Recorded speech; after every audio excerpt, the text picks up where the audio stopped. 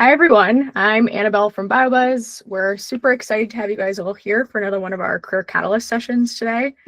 So these are weekly sessions designed to connect you directly with industry insiders who share real-world insights and actual advice to help you move forward in your career. And today, we're excited to welcome Allyssa Wilcox and Keira Mull. They are both the co-leads of the ISB Chesapeake Bay Area Student Committee. A little bit about them. Allyssa brings 6 years of experience at AstraZeneca, where she currently works in procurement and leads an early career development employee group through ISB. Like I said, Keira is a bioburden control specialist with a passion for cross-functional collaboration and continuous improvement. And she is currently pursuing master's degrees in biotechnology and management, as well as an MBA.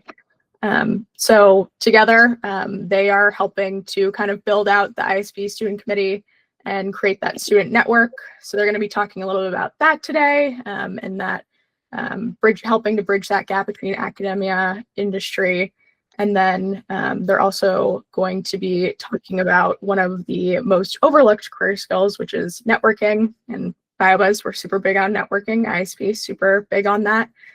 So I will hand it over to them to let them get started. Alrighty. Well, thank you, Annabelle, for having us. We appreciate it. So as you mentioned, we'll walk through some overall, what our timelines have looked like since graduating college, because we still do consider ourselves, new to the industry. We've been here for a couple of years, but still have a lot to learn. And then, we kind of walk through some of our networking tips that we might have, and then kind of give you some more of an actionable, items that you can kind of join for ISPE and to get further opportunities. So Keira's going to go that first slide.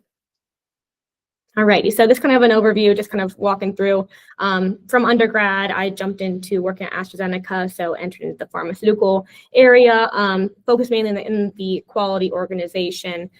From there, I had kind of already a passion of helping others to have that transition from academia to the industry. So started an early career development group at the site. As I'm kind of building my career, I've also done a couple master's programs so far. So one in biotech and management, as you mentioned, and a PM certificate. Ended up actually swapping from a quality role to a sourcing manager role in procurement, but that I kind of wanted to call out in particular because that actually came about because of just a networking conversation I had with a colleague who was just meeting everyone as he joined the company. He joined into procurement, and then whenever I had the opportunity to, chat with him, he reach out a couple months later when there was a job opening in his team, saw an opportunity there. And those type of, organic networking experiences can kind of really lead to opportunities. So wanted to call that out as a cool one that I stumbled upon. And then just recently, we'll get into it later again, but the ISP student committee, Keira and I are kind of launch and build that now. And that's just a little run through of my career so far.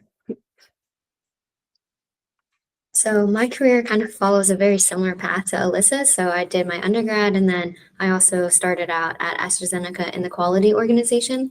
From there, I was able to build up into a senior quality analyst. And then that's when I started pursuing my master's, just because I was trying to develop in my career. And I've noticed that I was getting beat out by people with more experience, but going into the industry, you can only have so many experience if you're starting out.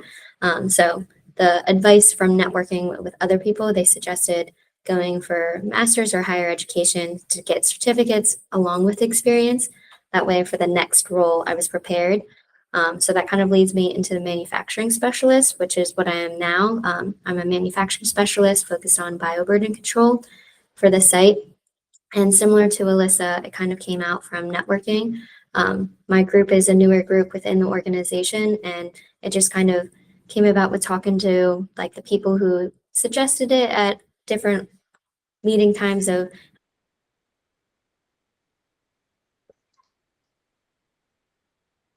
hey, there's a new opportunity, would you be interested? So talking to a potential manager and other people, to see if that would be a right fit for me. And I've enjoyed it. I've been in the role for a year now, and I've really enjoyed working with people, collaborating, trying to get process improvements and such.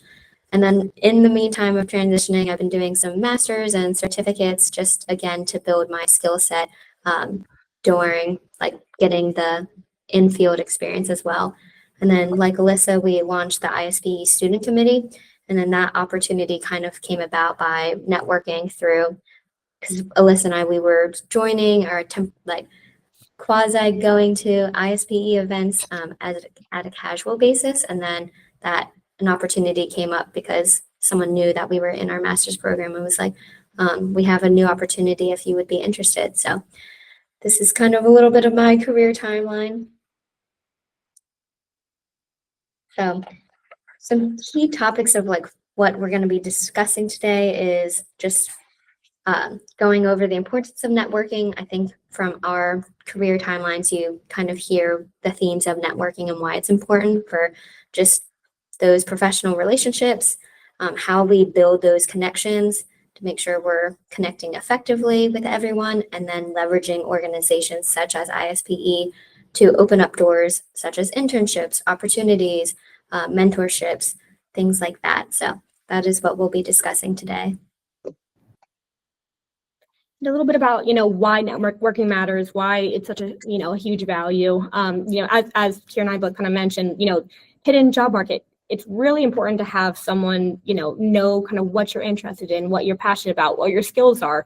Then they can be able to reach out to you and say, hey, I have an opportunity for you that you'd be great. That type of thing has, I feel like, a lot more success kind of even than hunting on job boards and, just kind of staying relevant in, people's minds, so that you kind of want to be called upon if there's a job opening and such. Off of that too, kind of you build confidence and find mentors when you're networking and meeting people. They can give you some insider tips or advice and someone kind of to help guide you when you might not have anyone otherwise. Industry trends, so there's a lot of things you can learn about kind of the opportunities out there and what's upcoming in the industry. Especially important to kind of understand what people's roles are and what it looks like and what the culture is of the company that they're coming from. You don't always get that much of an insight until you actually really talk to someone. Maybe, you weren't looking in a certain industry previously or a certain, career field, but then learning more about it from, a networking conversation could help you maybe expand your career pathway potentially into that industry or company or role, whatever it might be, and mentioned start early, succeed sooner. So if you're jumping on it right now and have interest into expanding your networking capabilities at the moment, it could help connect you early on and just we mentioned internships, job offers, transition from school. So it can definitely help connect you as you try to find what role would be good for you as you leave college and enter kind of into the workforce and keep building your career from there. So we kind of went over why it matters, but what is professional networking? It really builds meaningful connections that fosters knowledge sharing and mutual growth. So a lot of professional networking and even mentorships, sometimes you think as a mentee, while you are getting advice and guidance, the mentor also is learning leadership skills and other things. So it is a mutual beneficial thing if you're able to get a mentor who suits you very well. So effective networking, some things to keep in mind is being intentional. You want to ask thoughtful questions and show genuine interest in others' experiences. You can kind of tell when people are just there to check off a box at networking events, but you really want to show real interest. Like, what do you do? What does a day in the life look like? I know networking can kind of be intimidating, but stepping out of your comfort zone to engage in new conversations with an open mind is just the best way. I know had I been in undergrad, I don't know if I would have chosen this industry. It kind of just an opportunity came to me and I was open to it. So it was great. And I really have enjoyed what I've been doing the last several years. But it kind of started out with keeping an open mind, but being able to step out of your comfort zone. So you also want to nurture relationships and not just collecting them. You want to build relationships, not necessarily contacts, through the respect and authenticity. A lot of people know like when you're being genuine, when you're like, oh, hey, how was your master's program? Or how was that class you did last semester? Versus like just kind of being inauthentic. And then you also want to try to provide value. So sometimes if I'm reading something that's related to the industry and I think another colleague in my network it would benefit them. I'm like, oh, hey, have you read this article from the latest PDA? I think it would really be helpful for you because I really was intrigued by this one statement. Or how have you in your industry done this, X, Y, and Z? So being able to offer help or contact and just congratulating them on their latest achievement, even if it's through LinkedIn and being like, oh, someone just got a job promotion. That's exciting. Kind of noting that for the next time you meet them. It's always nice to ask for advice, not favors. You don't want to ever go to someone and be like, I need a job. Like, do you have it? But frame your request as for thoughtful guidance rather than a direct job request, and being open to learning. So in this transitional time, like, what are some things that you wish your younger self would have noted? I like asking that as just a blanket statement because it applies to anyone in any time of their career. And then just remember to stay in touch, follow up, and check in after meetings and attending events. It is useful just to strengthen ties. So I know someone in our network, if they recently got engaged, or how's wedding planning, or how's that new job promotion, things like that. It helps build those relationships so it's more authentic. So that is that.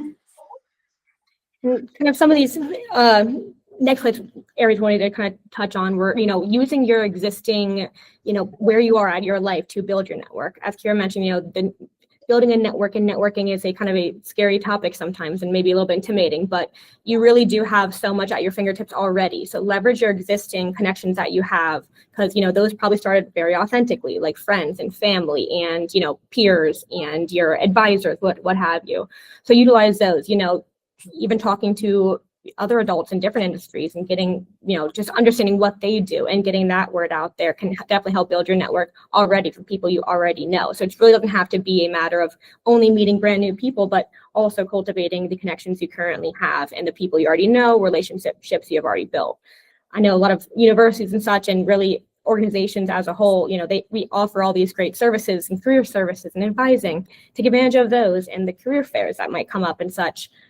Alumni networks, that's always great. And I think there's always, of course, a school pride. I know I saw a UVA student in the chat. So it's always great to have that kind of connection and at least to have a name connection without knowing the person too. So I think that's a great way to start. We're going to kind of then pivot into showing how we can get involved even in a industry organization such as ISPE, and, how we can leverage all opportunities there and kind of see how, these things are being presented to you, can take advantage of them and, keep building your network beyond what you already have right now. So in case anyone doesn't know what ISP stands for, it stands for the International Society of Pharmaceutical Engineering. But you don't have to be part of engineering to be part of this organization. I know engineering is very intimidating. Allyssa and I are both science majors. I came from biology. So I don't have an engineering degree, but like ISPE, the big pharma world, isn't just for engineers, it's for everyone. So just want to preface that first, but some of the benefits is a lot of that knowledge. So especially starting out, and if you're in undergrad, grad, or going to graduate school, having some of the knowledge in the industry really helps build your career. So there's webinars, seminars, there's hackathons, just guidance documents. But ISP, again, a big part of it is the community. So you're able to connect with industry leaders and experts from the area. The area we're talking about is the Chesapeake Bay area chapter. So that's like Maryland, DC, a little bit of Virginia area. So there's a lot of socials and just other things, mentorships, networking events, which is the main purpose of this talk, is talking about networking. And then again, what Allyssa has alluded to is there's in your own network, you can talk to your like the internal alumni network for careers, but their ISPE also has career jobs and stuff. So we're on behalf of ISPE. ISPE has impacted us in a very beneficial way. I know starting out in a new job, I didn't really have the experience of the background. So I was able to go to some ISPE conferences for aseptic techniques, and that really helped put context around why my job and was formulated / why it's important. But there's many roles in the industry, and then in general, ISPE is committed to the advancement of educational and technical efficiency for all of its members. So I don't know, Allyssa, if you want to interject for any of the benefits that ISPE has helped in your career and just networking in general? Yes, I think kind of going off what you mentioned there too. I think having some of these events that are pre-planned by the organization, it allows more of like a lower stress, lower pressure environment to get to know people, without having just walk up to someone randomly, but they have, organized events that are bent, like, I guess, built upon mentorship or like a certain, way of them running the events or strategizing how they want all the attendees to engage. It makes it easy and comfortable, especially as you're getting into the world of networking and meeting new people. So that's definitely been a good leeway just to kind of just have a casual conversation. But you're gathering in an organization of people who are in the pharma, the bio, the science, engineering areas too. So they all kind of have that common, I guess, experience or common drive within them that that you also share some sort of connection in common already off the bat. But it just makes it a little bit easier for sure. And then, so like we have been mentioning as well, so the student committee, that's Keira and I kind of new venture we're trying to build within ISPE. Of course, ISPE is a lot more of, already people in the middle of their careers in the industry and such. What we wanted to do is help bridge that gap between the academia world and the industry world. I think it's definitely beneficial on both ends to, like, from, let's say, the industry and reaching early talent too, making sure that they know where to go to, understand about the different roles that they have. A lot of people in all these different companies here, they want to seek, driven people that have, these experiences and such. So I think it helps the industry side of trying to find their next new hires potentially. And likewise, being a student coming out of college, you might not know, again, undergrad or grad, might not know where you want to go, how to do that, what resources you have, how to even make a dent beyond just applying within LinkedIn or a job board, what have you. So I think we're trying to really bridge that gap and help engage students in the area. Like Keira mentioned, we're really trying to eventually build a student chapter, if you will. So kind of mimicking our existing industry-based chapter, build one that is going to be students in the general, Chesapeake Bay area region. And we've historically also had kind of some student chapters pop up at different individual universities, but I think kind of by doing it regionally, we can help like lighten the load, I guess, really, of the impact of having to leave one at your own university. But we still want to have that commonality of the students coming together, and building that connection there. So what we're kind of trying to do in this, short term, really kind of reach out and, get the word out to a lot of students in the area, really, or anywhere even beyond the Chesapeake Bay area region. There's chapters all across, I think, the country and even world, actually. But really just trying to reach out and share what ISP is about, what the student opportunities that there are as well. We're kind of going to some universities throughout the next couple months and into the spring. We hope to have more student-focused events too as the spring comes. So a lot of events might be focused on mentorship in a industry field, but maybe want to pivot to have more events that are student-focused that we can drive more, I guess, advice geared towards students, or ones that actually can be helpful and welcoming for any student to join. So that's kind of, our short-term kind of 6-month type of plan of trying to build this and raise awareness and, gather that. And then down the road, we eventually intend to kind of build a student chapter that can help kind of run itself and then keep building, student opportunities and connections and, really intertwining the existing ISPE membership that we currently have and tying that into, students in the area to help bridge the gap for them, make it easier to get jobs or connections or to learn more in general, while also, making sure that these industry companies have great insight to the next talent coming up and who might be interested. So definitely it's a new idea. We're working to do it, but we definitely would, love to have any engagement, in this area for student chapter or student committee with an ISBE. So if you're interested in ISPE and joining the student membership form, we have an interest form. So there's a QR code if you want to scan it to stay in the loop as we share upcoming events and more information about membership. There is an active offer right now that if you scan this code and fill out the interest form, we will reimburse you for the student membership. The student membership right now is $29 per year, but with that $29, you'll be reimbursed if you fill out this form, but student members are really unique because you get all of the benefits from the networking, from the articles, conferences, but to incentivize students to go to conferences and to branch out for their networking, there are specific grants tailored for students.